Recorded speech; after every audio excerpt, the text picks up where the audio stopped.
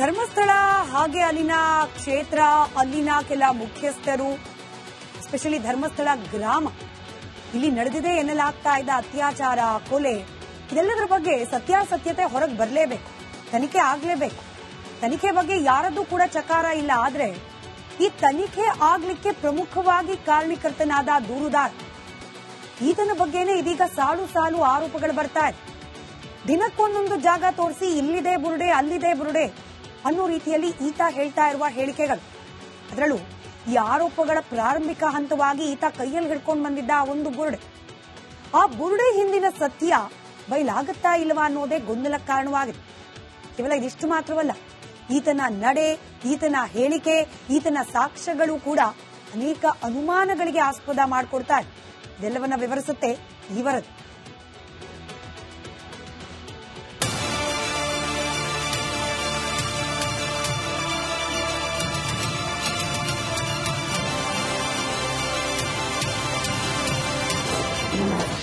ನಿಗೂಢ ವ್ಯಕ್ತಿ ತಂದ ಬುರುಡೆ ರಹಸ್ಯ ಬಯಲು. ಅದು ಯಾರದ್ದು, ಎಷ್ಟು ವರ್ಷ ಹಳೆಯದು? ಮುಸುಕುದಾರಿ ತಂದುಕೊಟ್ಟ ತಲೆಬುರುಡೆ, ಈ ಕುರಿತು ಅತಿದೊಡ್ಡ ಸ್ಫೋಟಕ ಮಾಹಿತಿ ಹೊರಬಿದ್ದಿದೆ. ಅನಾಮಿಕ ವ್ಯಕ್ತಿ ಧರ್ಮಸ್ಥಳದ ಅರಣ್ಯ ಭಾಗದಲ್ಲಿ ಹೂತಿದ್ದ ತಲೆಬುರುಡೆಯನ್ನೇ ಪೊಲೀಸ್ ಠಾಣೆಗೆ ತಂದು ದೂರು ಕೊಟ್ಟಿದ್ದ ಎನ್ನಲಾಗ್ತಾ ಇರುವ ವಿಚಾರ ಇದೀಗ ರಾಜ್ಯದಲ್ಲಿ ಭಾರಿ ಸಂಚಲನವನ್ನ ಮೂಡಿಸಿದೆ. ತನಿಖೆ ನಡೆಸ್ತಾ ಇರುವಂತಹ ಎಸ್ಐಟಿ ಟೀಮ್ ಇದೀಗ ತಲೆಬುರುಡೆ ರಹಸ್ಯವನ್ನ ಭೇದಿಸಿದೆ ಅಂತ ಹೇಳಲಾಗ್ತಾ ಇದೆ.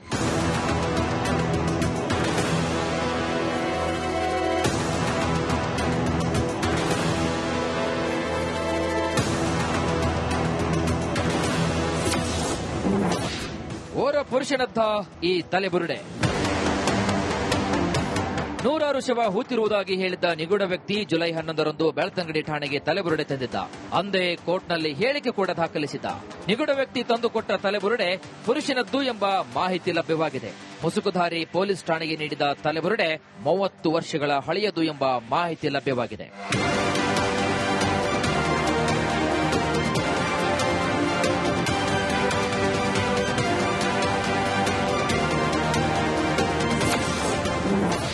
ಬುರುಡೆ ಬಗ್ಗೆ 2 ಆಸ್ಪತ್ರೆಗಳ ವರದಿ.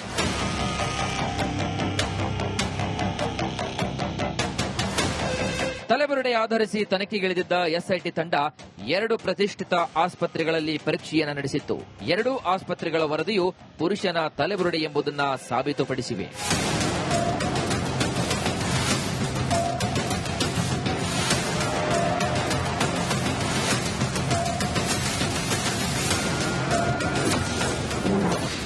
ಬುರುಡೆ ಸಿಕ್ತು, ಉಳಿದ ಭಾಗಗಳು ಎಲ್ಲಿ?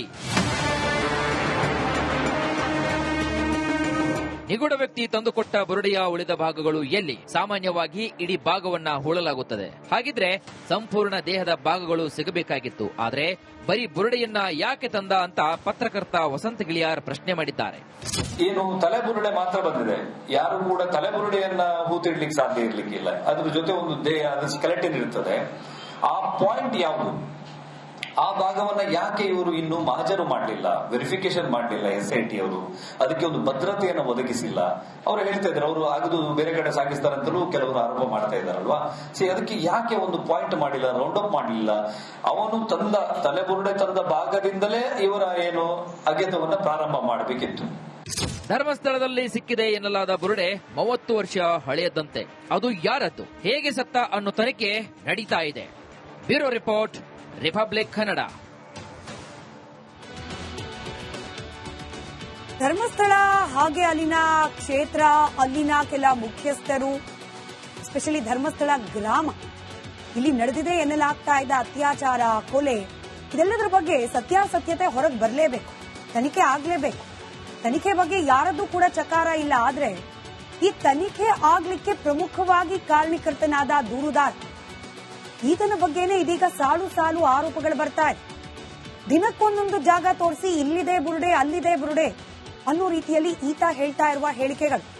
ಅದರಲ್ಲೂ ಈ ಆರೋಪಗಳ ಪ್ರಾರಂಭಿಕ ಹಂತವಾಗಿ ಈತ ಕೈಯಲ್ಲಿ ಹಿಡ್ಕೊಂಡು ಬಂದಿದ್ದ ಒಂದು ಬುರುಡೆ, ಆ ಬುರುಡೆ ಹಿಂದಿನ ಸತ್ಯ ಬಯಲಾಗುತ್ತಾ ಇಲ್ವಾ ಅನ್ನೋದೇ ಗೊಂದಲಕ್ಕೆ ಕಾರಣವಾಗಿದೆ. ಕೇವಲ ಇದಿಷ್ಟು ಮಾತ್ರವಲ್ಲ, ಈತನ ನಡೆ, ಈತನ ಹೇಳಿಕೆ, ಈತನ ಸಾಕ್ಷ್ಯಗಳು ಕೂಡ ಅನೇಕ ಅನುಮಾನಗಳಿಗೆ ಆಸ್ಪದ ಮಾಡಿಕೊಡ್ತಾ ಇದೆ. ಇದೆಲ್ಲವನ್ನ ವಿವರಿಸುತ್ತೆ ಈ ವರದಿ.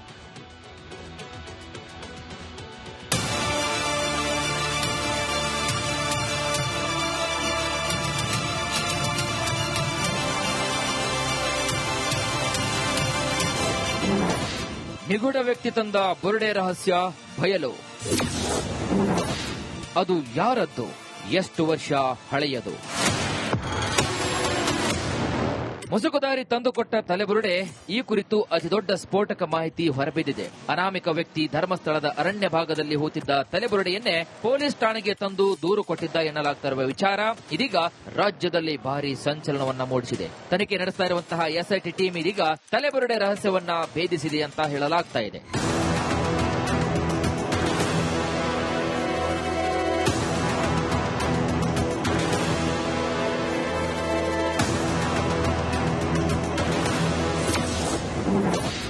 ಓರ್ವ ಪುರುಷನದ್ದ ಈ ತಲೆಬುರುಡೆ. ನೂರಾರು ಶವ ಹೂತಿರುವುದಾಗಿ ಹೇಳಿದ್ದ ನಿಗೂಢ ವ್ಯಕ್ತಿ ಜುಲೈ 11ರಂದು ಬೆಳ್ತಂಗಡಿ ಠಾಣೆಗೆ ತಲೆಬುರುಡೆ ತಂದಿದ್ದ. ಅಂದೇ ಕೋರ್ಟ್ನಲ್ಲಿ ಹೇಳಿಕೆ ಕೂಡ ದಾಖಲಿಸಿದ್ದ. ನಿಗೂಢ ವ್ಯಕ್ತಿ ತಂದುಕೊಟ್ಟ ತಲೆಬುರುಡೆ ಪುರುಷನದ್ದು ಎಂಬ ಮಾಹಿತಿ ಲಭ್ಯವಾಗಿದೆ. ಮುಸುಕುಧಾರಿ ಪೊಲೀಸ್ ಠಾಣೆಗೆ ನೀಡಿದ ತಲೆಬುರುಡೆ 30 ವರ್ಷಗಳ ಹಳೆಯದು ಎಂಬ ಮಾಹಿತಿ ಲಭ್ಯವಾಗಿದೆ.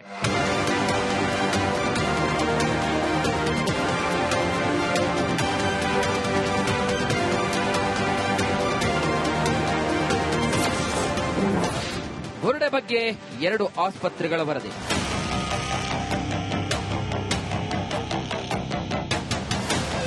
ತಲೆಬುರುಡೆ ಆಧರಿಸಿ ತನಿಖೆಗಿಳಿದಿದ್ದ ಎಸ್ಐಟಿ ತಂಡ 2 ಪ್ರತಿಷ್ಠಿತ ಆಸ್ಪತ್ರೆಗಳಲ್ಲಿ ಪರೀಕ್ಷೆಯನ್ನು ನಡೆಸಿತ್ತು. 2 ಆಸ್ಪತ್ರೆಗಳ ವರದಿಯು ಪುರುಷನ ತಲೆಬುರುಡೆ ಎಂಬುದನ್ನು ಸಾಬೀತುಪಡಿಸಿವೆ.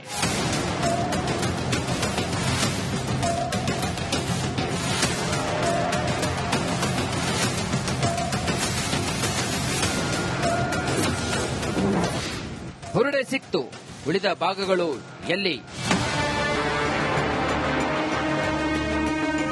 ನಿಗೂಢ ವ್ಯಕ್ತಿ ತಂದುಕೊಟ್ಟ ಬುರುಡೆಯ ಉಳಿದ ಭಾಗಗಳು ಎಲ್ಲಿ? ಸಾಮಾನ್ಯವಾಗಿ ಇಡೀ ಭಾಗವನ್ನ ಹೂಳಲಾಗುತ್ತದೆ. ಹಾಗಿದ್ರೆ ಸಂಪೂರ್ಣ ದೇಹದ ಭಾಗಗಳು ಸಿಗಬೇಕಾಗಿತ್ತು. ಆದ್ರೆ ಬರೀ ಬುರುಡೆಯನ್ನ ಯಾಕೆ ತಂದ ಅಂತ ಪತ್ರಕರ್ತ ವಸಂತ ಗಿಳಿಯಾರ್ ಪ್ರಶ್ನೆ ಮಾಡಿದ್ದಾರೆ. ಏನು ತಲೆಬುರುಡೆ ಮಾತ್ರ ಬಂದಿದೆ, ಯಾರು ಕೂಡ ತಲೆಬುರುಡೆಯನ್ನ ಹೂತಿಡ್ಲಿಕ್ಕೆ ಸಾಧ್ಯ ಇರ್ಲಿಕ್ಕಿಲ್ಲ. ಅದ್ರ ಜೊತೆ ಒಂದು ದೇಹ, ಅದು ಸ್ಕೆಲೆಟನ್ ಇರ್ತದೆ. ಆ ಪಾಯಿಂಟ್ ಯಾವುದು, ಆ ಭಾಗವನ್ನ ಯಾಕೆ ಇವರು ಇನ್ನು ಮಹಜರು ಮಾಡಲಿಲ್ಲ, ವೆರಿಫಿಕೇಶನ್ ಮಾಡಲಿಲ್ಲ ಎಸ್ಐಟಿ ಅವರು, ಅದಕ್ಕೆ ಒಂದು ಭದ್ರತೆಯನ್ನು ಒದಗಿಸಿಲ್ಲ. ಅವ್ರು ಹೇಳ್ತಾ ಇದ್ರು, ಅವರು ಆಗದು ಬೇರೆ ಕಡೆ ಸಾಗಿಸ್ತಾರಂತಲೂ ಕೆಲವರು ಆರೋಪ ಮಾಡ್ತಾ ಇದ್ದಾರಲ್ವಾ. ಅದಕ್ಕೆ ಯಾಕೆ ಒಂದು ಪಾಯಿಂಟ್ ಮಾಡಿಲ್ಲ, ರೌಂಡ್ ಅಪ್ ಮಾಡಲಿಲ್ಲ? ಅವನು ತಂದ ತಲೆಬುರುಡೆ ತಂದ ಭಾಗದಿಂದಲೇ ಇವರ ಏನು ಅಗೆತವನ್ನ ಪ್ರಾರಂಭ ಮಾಡಬೇಕಿತ್ತು. ಧರ್ಮಸ್ಥಳದಲ್ಲಿ ಸಿಕ್ಕಿದೆ ಎನ್ನಲಾದ ಬುರುಡೆ 30 ವರ್ಷ ಹಳೆಯದಂತೆ. ಅದು ಯಾರದ್ದು, ಹೇಗೆ ಸತ್ತ ಅನ್ನೋ ತನಿಖೆ ನಡೀತಾ ಇದೆ. Bureau report, republic Kannada.